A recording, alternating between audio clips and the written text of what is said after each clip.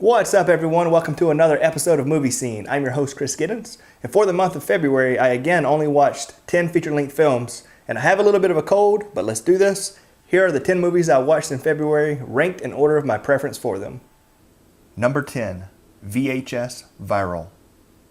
I really liked the first VHS, part 2 not so much, but my main gripe with this one is that it's just not scary. It has more of a humor lean, like it was trying to be Tales from the Crypt, which I love, but it just falls short.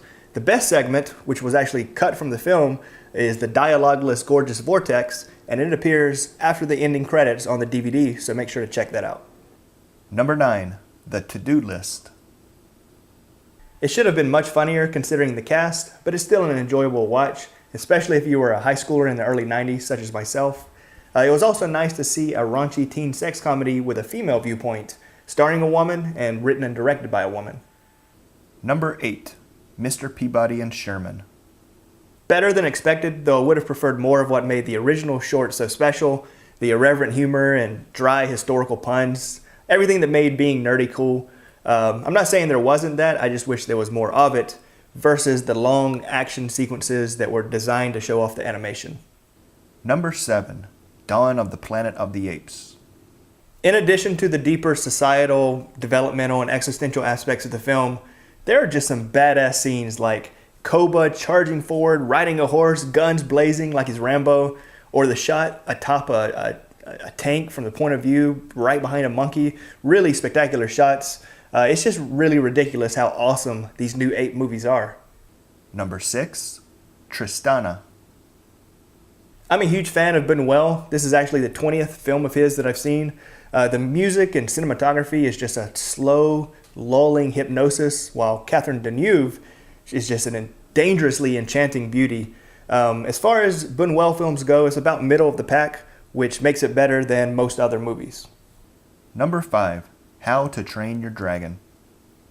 I love this cartoon. There's nothing groundbreaking about the content or its message, though what it has to say is important, but its excellence comes from the execution, the animation, the voiceover work, the score, the pacing, just the overall art of storytelling is what raises it above the rest of the pack. Number 4, This Is the End.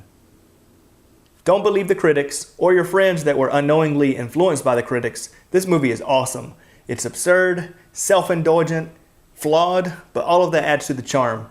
The movie industry establishment, which includes the shield critics, hates that these young filmmakers and performers don't need them or their approval. For them, this truly is the end.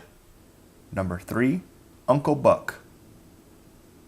Life can be kind of strange sometimes, and here's a recent example. One night this month, my son, who has long hair, was giving my wife just an exceptionally hard time while she was trying to comb the knots out of his hair. So I wanted to show her the similar scene in Uncle Buck, but I was surprised to find that I didn't have it. So I added it to Netflix, moved it to the top of the queue. We waited, got it in, watched it, and it was just as great as the first 10 times I saw it. So we sent it back. But later, that same day, my own Uncle Buck died. Rest in peace, Uncle Buck. Number 2, Boyhood. The best movie of 2014 that I've seen, and one of the most ambitious, risky, and unique movies of all time.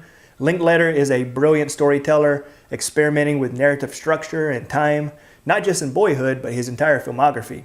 And it just so happens that I have the perfect script for his masterpiece. Call me.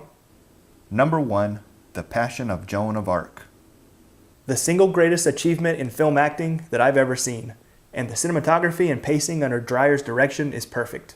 Even when watching with no score, which I recommend, I forget that I'm watching a silent film.